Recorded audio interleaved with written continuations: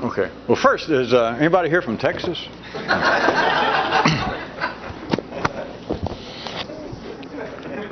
I wanted us to take a second and make sure that everyone caught the simplistic attempt on the last time we were taping on the little side trip that initially was the intro, but that I was wandering on about, in specific, about the three possible ways, the three possible modes for thinking of it being worry, complaining, and then thinking. And I was trying to get you to see under all kinds of conditions that this situation of there being a third possibility was always there. And I wanted to be sure that we didn't get too specific and some of you lose the possibility of a wide view of this in a quite simplistic way. That regardless of what the specifics involved are, you can normally, just anybody to start with, you can see two sides to every story. You can see just quite easily two ways of looking at everything. And in fact, under ordinary conditions, just being able to do that, especially to express it just by saying, well, I can see two views, can very likely pass you off as being unusually insightful. All of you know that. It's just almost a cliche nowadays. It is, as it should be, also damn near meaningless, because every now and then you could have, for instance, to apparently throw it out there in the external world where we'll all be safe and not get it on our clothes. You could have a discussion, a political discussion amongst experts on a TV panel, and here and there, every now and then, some guy that's known to be, let us say, a liberal, or one man who's known to be a conservative type writer, that they'll be discussing something and the camera will come to him or someone and say, well, what do you think? And he'll say, well, normally I would say so-and-so about this question, but this is one case that I can actually see two sides to this story. And things, if you'll notice, just even in the ordinary world, that this happens enough that it's no big deal, but it's almost as though the conductor stopped for a second, a slight pause, and then they carry on. Because it really means nothing, because then the man must press on if he's going to keep his position and show up again next week. He has to say, well, this is one of the instances that I can, as a matter of fact, see, instead of just being my knee-jerk old liberal or conservative self, I can see that there could be some, that there actually are two sides to this story. Pause. But we cannot continue to go down that road, and of course, then he has to go along. But here was the general, wider vista that I wanted to be sure that we did not in some way muddy up. No matter what it is, just from any ordinary view, and it can be politics, it could be any kind of social, any sort of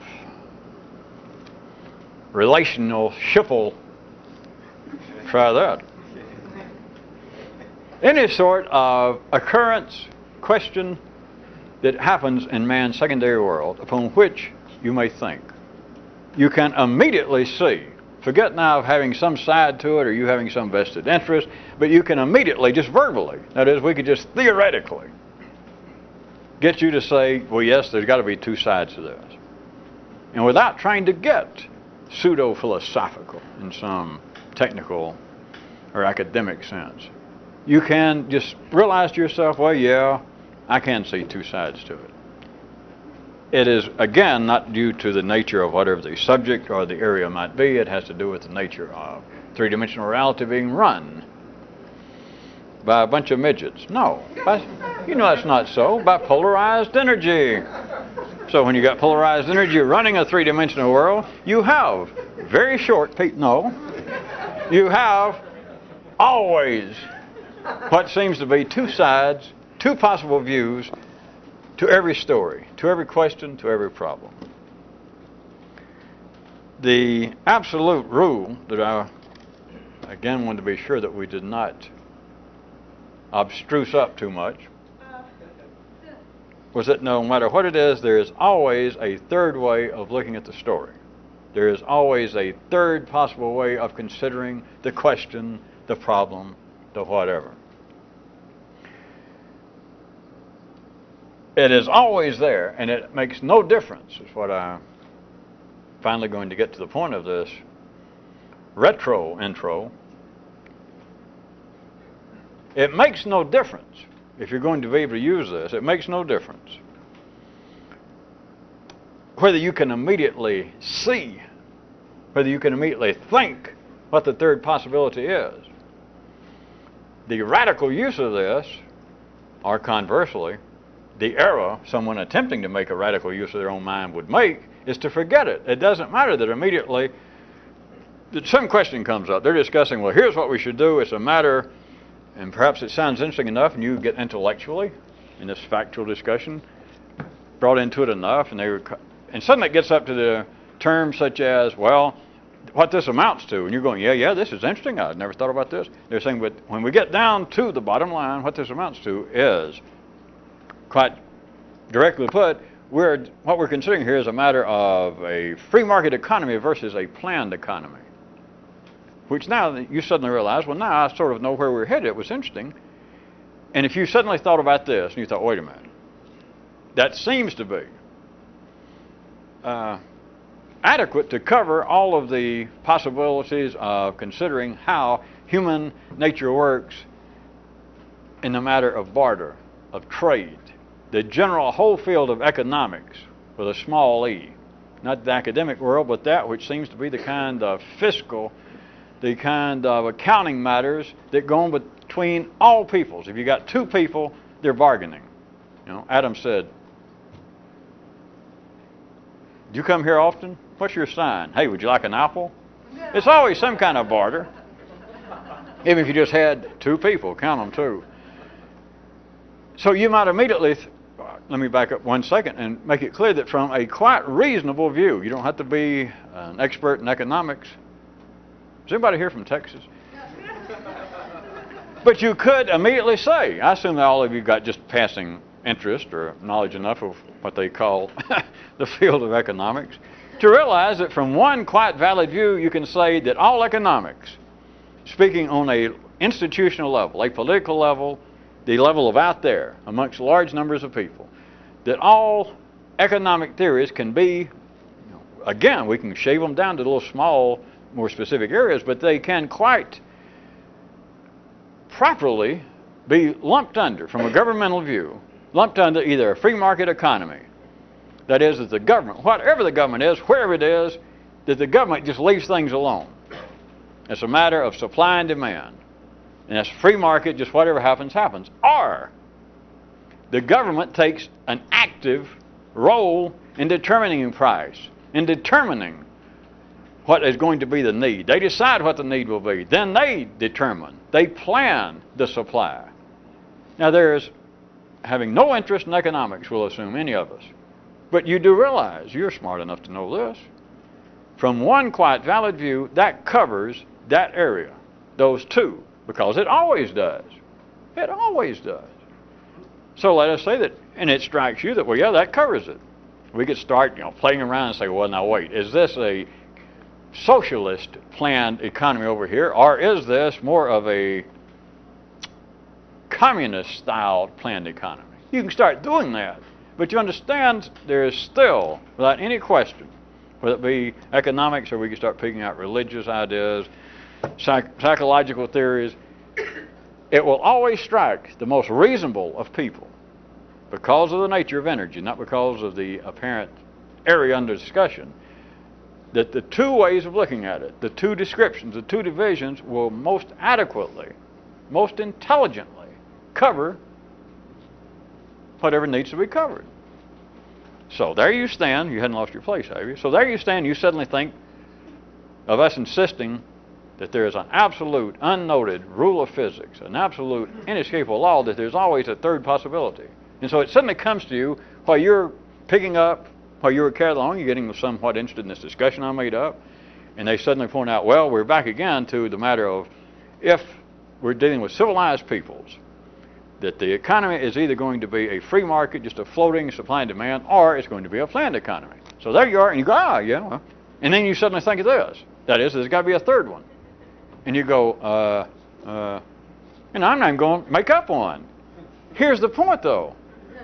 You are, if you're going to be radical, if you're going to move your thinking somewhere else, It does not matter whether you can stand there and go, the third possibility would be. It doesn't matter whether an immediate third possibility verbally presents itself to you. That's not it. It is the knowledge that there is a third one. Not because I say so. Not because I can start making up one. It is an absolute, unnoted, unmeasurable law to a binary-driven consciousness and intelligence. But if you can see two, which you always can, but this was the way we let the Kyroot come out last time. If you can see two, you can bet the farm. Bet your shorts. There's a third. It's not open to question. It's open to blindness. That is, the limits of binary-driven or polarized-driven operations of the brain that ordinary consciousness, reasonable, normal, proper people, if we were trying to in some way talk to them, would take what I just said and say, well, that's not true. That we can certainly shade it, we can certainly change our minds, we can enlarge our theoretical understanding or our pragmatic understanding of some field, but it is true that everything, I'm speaking now for an ordinary person, could turn back to me and say, well, insofar as what you just said about economics, either a free market economy or a planned economy, as far as a political view of economics amongst people, that covers it. You said there's a third one, tell me what it is. And I couldn't. And I'm saying I couldn't on the basis that it's moot, it's useless, it doesn't matter. Because if there is one, if there is a verbal one that right now, and I'm just not saying it, if I suddenly said it, it's not that some great secret. If I said it and you're listening to ordinary intelligence, it wouldn't make any sense. I mean, I could make the words go, what would I call it? A sequential staggered economy. No, you could say, well, I just made that up. And you could say, well, all right, I don't know what it means, but if you say that's the third possibility, if you'll go into detail, I'll consider the matter. I'll listen to what you have to say. It doesn't matter. Ordinary consciousness is not the specifics involved. Ordinary consciousness cannot see a third one. It doesn't matter whether I say, all right, it's whatever I just said. Sequential staggered economy would be the third possibility. It's not that that has any validity. Of course it does, since I've made it up. Because Kyroots pointed out tonight, to get way off the track, that everything everybody believes is correct is why it's the basis of all arguments. I know you don't want to think about that, not if you have your own brain. Don't do it here. So even if I said it is the third one, if you're going to push it, then I'm saying to ordinary intelligence, it is the sequential staggered economy. It's just people don't think about it. Your brain, your ordinary brain, cannot handle the third one. It can say, well, wait a minute. And we've been through some of this under other guises before, not geysers, because the last time I know some of you got wet and somebody got steam up their knickers. But under other guises we have discussed, it gets to be this. If I in some way began to now start making up what a sequentially staggered economy is, and I begin to talk about it, in the same way of trying to make it make just a little sense. Assuming I could do that, and just start talking about something that I just made up and kind of make it make sense. I know that sounds ridiculous, but let's assume that I had that ability. If I was talking to an ordinary person, and they begin to listen to it and begin to make some kind of sense. You do understand this, don't you? They would take one of the first two, to still say that example, of a free market economy and a planned economy. And if I began, let us say in quotes, to kind of win them over, to make them see that there is such a thing. They never heard of it, but they begin to see what I mean by a sequentially staggered economy. If they begin to hear it, do you understand it would be, to stick with economic terms, it's almost like bad money coming in the marketplace and driving out good money. This, my made-up, sequentially staggered economy is going to drive from their mind one of the first two. It simply will. Now, it happens in a, I started to say very subtle, but it's not all that subtle. It just happens like this. If they begin to listen and it begin to make some sense to them, that this energy flow that I now seem to be setting up through moving sound waves, maybe gestures and all kinds of things, and they begin to go, I begin to see that. If then we could stop three-dimensional reality and I could play some kind of holographic description to you, then I could say, all right, look what's happening. They started out, their brain, this ordinary person, their brain activity being in these three dimensions, run by polarized energy, in the area of economics, that we can make some kind of, let us say, printout of their brain activity.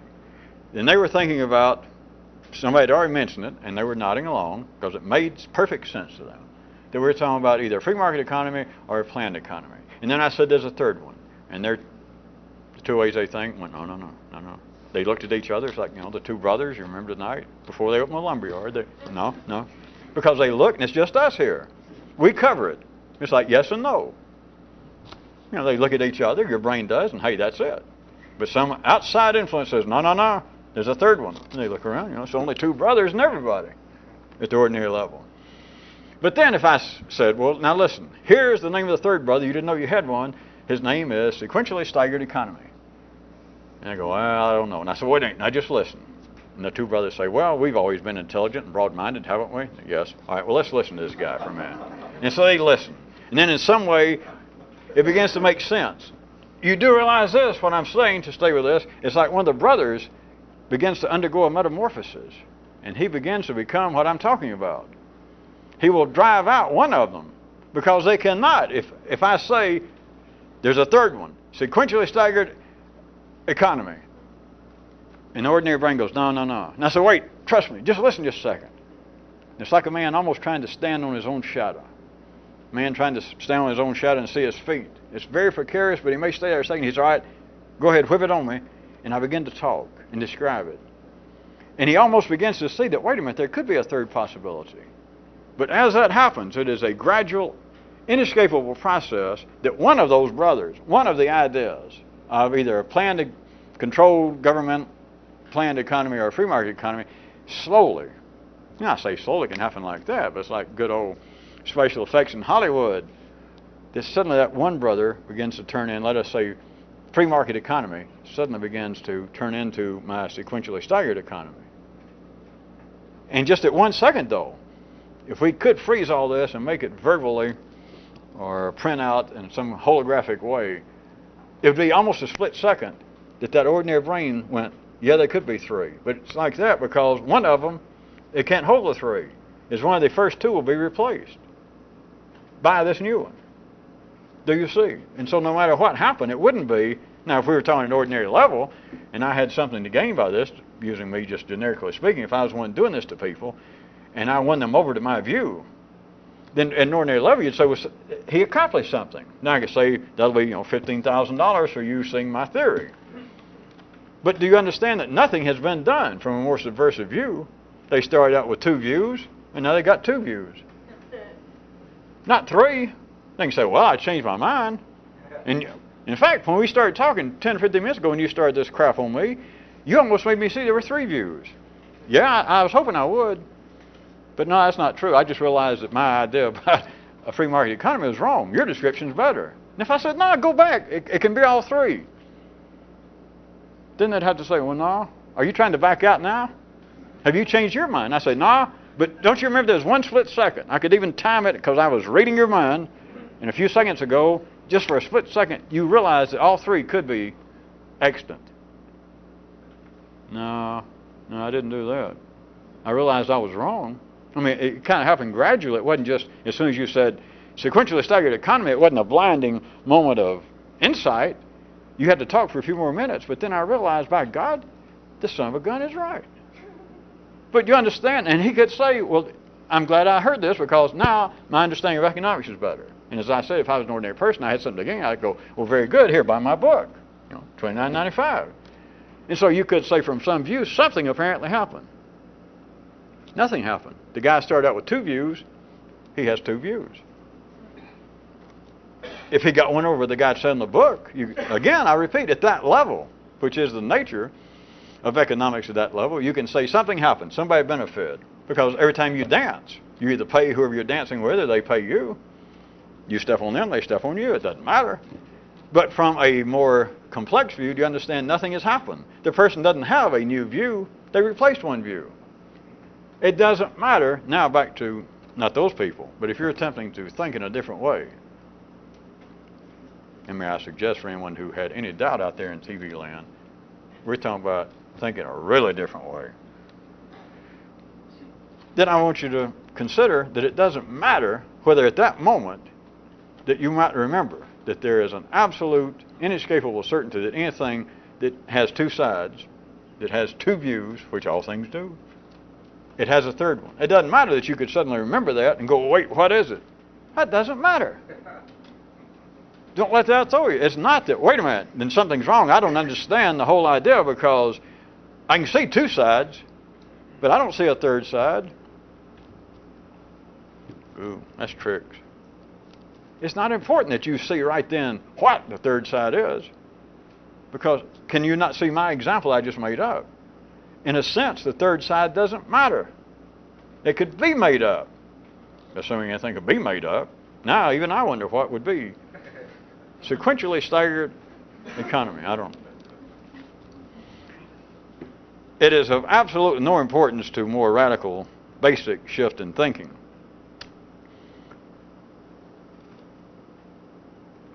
Whether you're able to in some way see, to in some way think what the third one would be. What is required, what would be useful? That sounds nicer. Nothing's required. What the hell? May I suggest that what might be more useful would be the incessant knowledge that such a third facet is always there. And that's what makes the difference. Which, again, for you people out in Radio Land, if you need any confirmation about how weird this sounds to you, then I can point out again, you're back to why this does sound so weird at a polarized level. For me to say that here is something that could be very useful to a person's thought processes, again, for no particular reason, but if you wanted to, could be most striking, could have an absolute, tangible, physical effect on your brain over a period of time, thank God. You know, at least you change your mind along the way and think, well, I don't want my brain changed. No problem. No problem. It's not like getting addicted to a drug. No. It's a good thing about brains. If you don't want them changed without the help of some external, actual tangible substance like drugs, that's why drugs are more popular than this, because you do it with drugs and it's too late. Or you throw down a beer and think, well, I don't want anything to affect my brain. Hey, it's too late, Charlie. I mean, you're going to get over it, but it's too late. But with this stuff, it's never too late. If you're doing it with no help, if you're doing it with your own brain juices, the own lightning available, your own chemical marshes, and you start doing it, anytime you think, I don't want to do this, hey. I mean, you don't even have to think twice, like, well, wait a minute, maybe I got it going, and now I can't stop it. I repeat, that's why drugs and alcohol has always been popular, and this kind of stuff never is, because this stuff, all right, I heard that, and I'm going to think about it. But that's not the same as throwing down a drink or snorting something. Wait a minute, I didn't mean to do that. It's too late. It's going to have its effect, once it wears off. Then you can try again to stop it. But right then, once you go, it's too late. I mean, you're going to be high. Your brain is going to be affected for some period of time.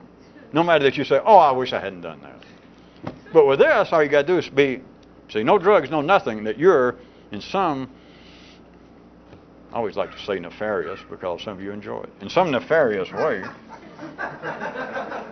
which is not the same as being Sicilian, but in some nefarious way, you just do it with your own brain juices, and you suddenly think, like your own brain juice, metaphorically, instead of or throwing it down a drink, you're doing this to your brain, you suddenly think, boy, I wish I hadn't done that. No problem. You don't have to wait and think, well, I'll have to get over it. No, you don't. That's one good thing about this. Okay. Back to where we were. It is, in a way that cannot be explained, in a way that sounds as silly and as impertinent as any of this could, that it is not that there is any specific third something to see in any situation. It is the uncompromising, the incessant knowledge, which, remember, you can stop at any time, because all you got to do is say, boy, I wish I hadn't learned this. You got it. But it is, if you are unrepentantly mutinous, then it is having this incessant awareness that no matter if you see anything or not, because maybe some of you already realize it doesn't matter what the third one is, but it's this unrelenting awareness that there is a third one. that is simply there. It's not in question. And when you get good, it's not even in, well, I wonder what the third one could be described as. Now, you might as well be drinking a beer or snorting. It doesn't matter what it could be described as, because if it could be described, one of your brothers is going to take it, you or your partner is just going to replace one. It's just the knowledge that, hey, there are two sides to every story, and I can see it. I could pass for being, by God, intelligent. I could probably go on a talk show, because I can see two sides. But it is the unforgiving, the hounding awareness, pleasant, but hounding, that, hey, there's a third one. And you don't even let one of these two go, oh yeah, which one is it?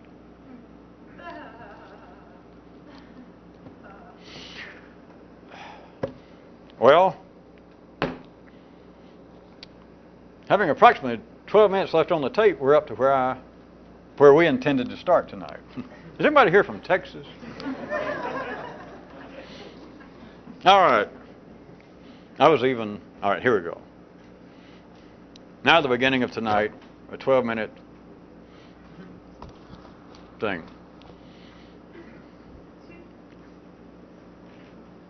A factual kingdom is not fully functional until even its leader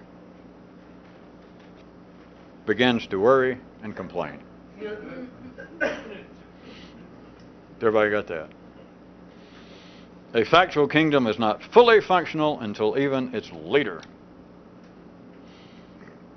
begins to worry and complain. You could also see this as another view of the great eternal march of progress. And it goes like this. Let us consider we have a wandering tribe. You can, like we're talking about sequential, lineal history, which is always neat, especially if you don't worry about the dates, but long time ago, before, the settlements over there near Baghdad and other parts. But if we're looking at the wandering tribes of prehistoric man, or those of you that like to use parentheses, the wandering tribes, parentheses, neural bundles, into parentheses, we see these wandering tribes, a wandering tribe, parentheses, a neural bundle, into parentheses, this wandering tribe finally stops and settles down in one spot, parentheses, an individual man begins to intellectually mature and ripen, into parentheses, this tribe, this wandering tribe, this neural bundle, finally settles down, just stops, and stays in this one spot for a little bit. An individual man begins to intellectually ripen and mature. And once they do, they begin to become, it's like they have the time then to sort of start a secondary intellectual life. History would describe it other ways. Well, anyway, civilization begins to start. That they're no longer constantly on the move, they settle here in this one spot. The individual man, blah, blah, blah. All right? Now here they've settled for a bit and sort of taking on the trappings of a drum, of civilization. Musician joke.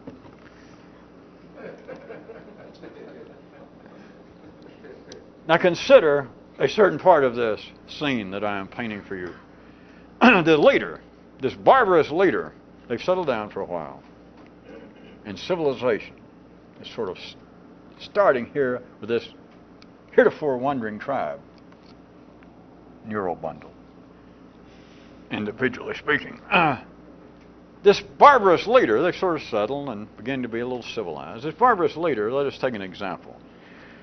Whenever,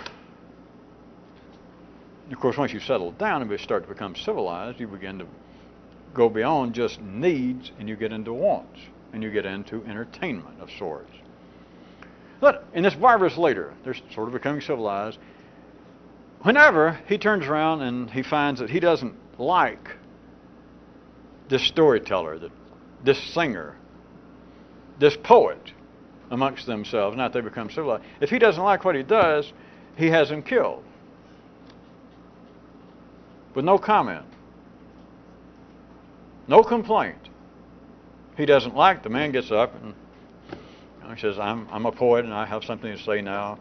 And he begins to rhapsodize. Or a man gets up and he paints a painting for the leader. Whatever it is, if the leader doesn't like him at this stage, he turns to somebody and goes, and they grab the poet and drag him off and kill him. And the king, this leader, would have no comment. Just no complaint. He would not be operating on the basis of criticism of the artist. He simply has him killed. Do you follow that? There is, up to that point, in this heretofore wandering tribe,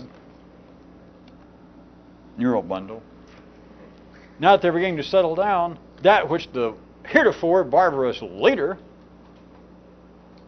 put in your own inside the parentheses there, when he finds something he doesn't like, since we're apparently making hand gestures and talking about the great out there, when he finds something he doesn't like, an obvious example is using other people there in the tribe, in the little city, in the little settlement. When people do things he doesn't like, he just goes, no comment. He has nothing to say. There is no criticism. I was using artist so that there apparently was some distinct tie-in possible. He doesn't criticize this poet. For whatever reason, he doesn't like him. And he just goes, it's kind of the ultimate Colonel Bowles in the amateur hour. For any of you old enough, they used to hit a gong. Well, the Gong Show, they stole it, but years and years ago, if they didn't like him, or at the Apollo, the guy came up, Sandman, with a hook. It started, I'm suggesting to you, those of you who are interested in vaudeville and other entertainment matters, the original was this barbarous king, when this tribe began to first settle down. He didn't have a gong. He didn't have a guy that came out with a funny nose and a hook. He just went, or maybe just winked one eye to one of his brother-in-law or somebody, with a big axe. That's the ultimate nonverbal criticism. But specifically, what I want you to consider is this burgeoning civilized neural bundle, tribe of people, this settlement. When the leader, if you're going to put parentheses there, be sure and don't put anything like central core of the intellect. But when the leader decides he doesn't like this, he just has the man dispatched to go live with Elvis.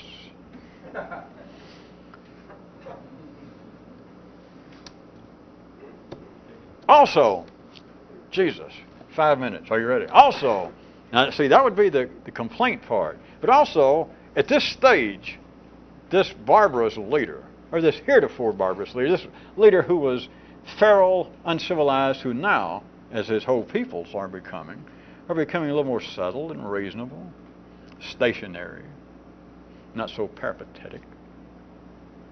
Not only does he not still yet complain, that is, he didn't complain about the artists and the poets and the people he didn't like. He does not complain. He just has them killed. But also at this stage, he does not worry. That is, he does not worry over the many, let us say, poor, harmless poets that he's had sent to live with Judge Crater and Amelia. And, of course, Gene Vincent, not just to give Elvis all the credit. He doesn't worry. Sometimes, I guess, known amongst you people, your tribe, as guilt. But he doesn't worry. He doesn't worry about all the people he's killed. He is still not to the point. And when I say he, whatever you do in parentheses, don't put anything having to do with the center of some individual person's neural bundle. But this guy,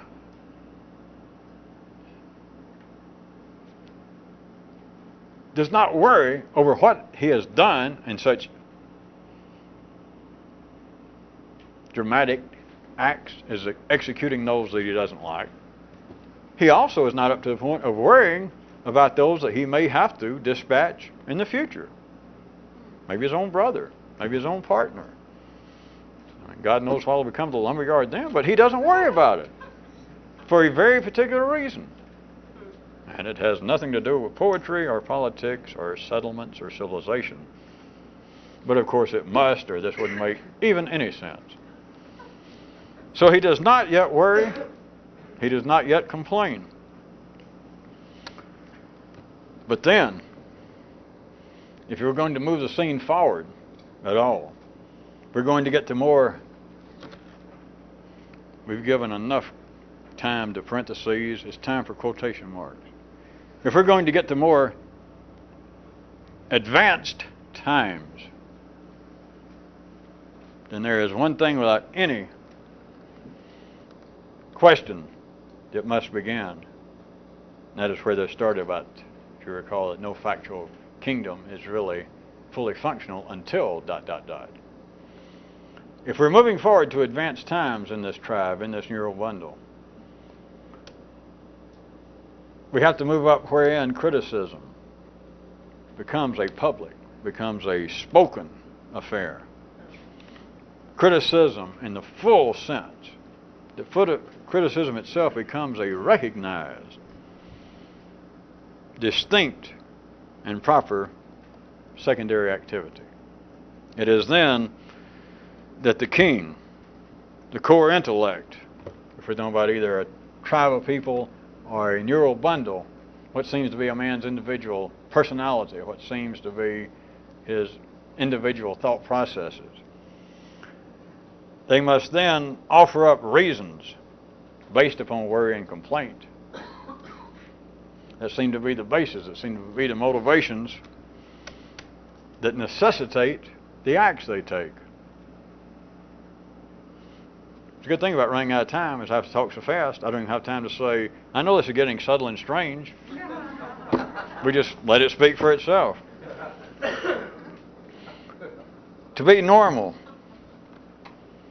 to be occupationally correct, efficient, and acceptable by life, for a man's mind, for a functional kingdom, a factually functional kingdom, to become ordinarily developed and civilized, then the man, the intellect, must have facts regarding his acts. He can no longer, if we're now going to bypass it and just assume we're talking about internally and we're not talking about history and the tribe of people, you are not civilized, you are not operating at a bare minimum. You are not even getting minimum wage from life, and vice versa.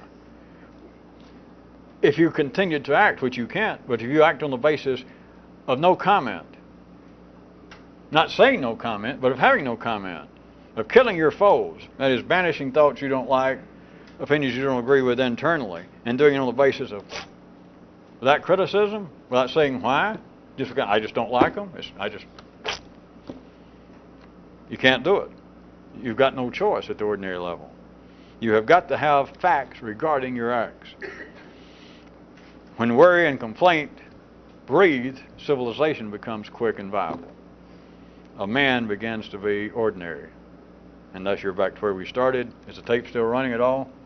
That you got the three modes that you can either worry and complain, which is a variation tonight of a Kyroot, or vice versa, that you got three ways you can think. You can think about that which is true. You can think about that which is not true, or the third possibility. You can think. Which, if you could think, then the previous 45 minutes, of course, was just that good old feeling to relieve yourself of the ordinary pressure on the brain and maybe have one thought. It only costs us 45 minutes. And all the Kyroots. Fare thee well. Fade out while all right, here's while we're fading, we'll all sing The Eyes of Texas or Upon. Is anybody here from Texas?